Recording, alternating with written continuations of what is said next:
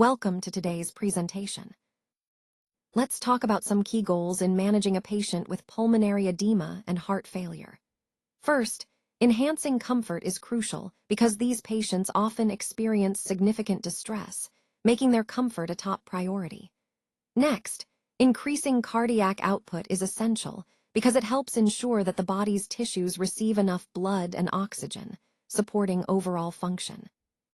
Improving respiratory status is also vital, as pulmonary edema directly impacts breathing, and relieving this improves oxygenation and reduces shortness of breath. Additionally, we aim to decrease peripheral edema, which is a common symptom in heart failure, indicating that we're effectively managing fluid retention. When considering the primary goal of therapy, it all ties back to these points. Our main focus is to improve the patient's overall stability, especially their respiratory and cardiovascular function. By doing so, we not only alleviate symptoms, but also help prevent further complications. So, in essence, our ultimate aim is to optimize cardiac and respiratory performance, ensuring the patient feels better and functions more effectively. In pulmonary edema related to heart failure, fluid starts to build up in the alveoli, which are the tiny air sacs in the lungs where gas exchange happens. When fluid accumulates there, it really hampers the ability of oxygen to move into the blood and carbon dioxide to leave. This leads to what we call acute respiratory distress, meaning the patient has a hard time breathing, and their oxygen levels drop, causing hypoxia. They often feel very short of breath. So, the main goal of therapy right away is to improve the patient's respiratory status. We want to make sure they can breathe more easily and get enough oxygen. This involves enhancing oxygenation, getting more oxygen into the blood efficiently. At the same time, we need to reduce pulmonary congestion, which means decreasing the excess fluid in the lungs to prevent further impairment. All these steps are critical because they not only help relieve symptoms, but also prevent further complications.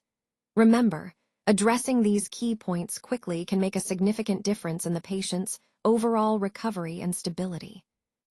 Let's take a closer look at some of the key interventions used to address breathing problems. First up, oxygen therapy. This is often the first step to ensure the patient gets enough oxygen, especially when their oxygen levels are low. It's simple but crucial in improving overall oxygenation. Next, diuretics are commonly used when fluid overload contributes to breathing difficulties, such as in cases of pulmonary edema. They help remove excess fluid, reducing pressure on the lungs and making it easier to breathe. Finally, positioning plays a vital role. For example, placing a patient in high Fowler's position, sitting upright at a 60 to 90 degree angle, can significantly improve lung expansion and ease breathing. This position helps maximize airflow and reduces the effort needed to breathe. All these interventions are aimed first and foremost at correcting breathing problems, which is a fundamental part of managing respiratory distress. They set the stage for more advanced treatments and are essential in stabilizing the patient quickly and effectively. All right, let's talk about some priorities when managing our patient. First, enhancing comfort is important, but it's not the top priority when we're focusing on airway and breathing. We need to make sure the patient is breathing properly before we address comfort issues. Next, increasing cardiac output is a goal we aim for in the long run, but it's not something we can immediately focus on.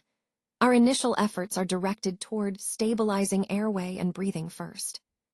Then, we see that peripheral edema, or swelling in the extremities, is a later outcome. It typically improves after the patient is stabilized and their overall condition improves. Now, why are these considered secondary goals? Well, because without first ensuring airway patency and effective breathing, the other goals become less relevant. Our primary focus must always be on immediate life-sustaining interventions. Only after these are secured can we work towards longer-term improvements like increasing cardiac output or reducing edema. Therefore, the primary goal of therapy is to improve respiratory status. This means that our main focus should be on helping patients breathe more easily and effectively. When we talk about respiratory status, we're referring to how well the lungs are functioning, how much oxygen is getting into the blood, and how efficiently the patient can clear their airways. By prioritizing this goal, we're aiming to reduce symptoms like shortness of breath, improve oxygen levels, and prevent further complications. This aligns with the overall theme of the presentation, which is about providing comprehensive care that supports respiratory health and enhances quality of life. Remember, every intervention we choose should ultimately help the patient breathe better and feel more comfortable.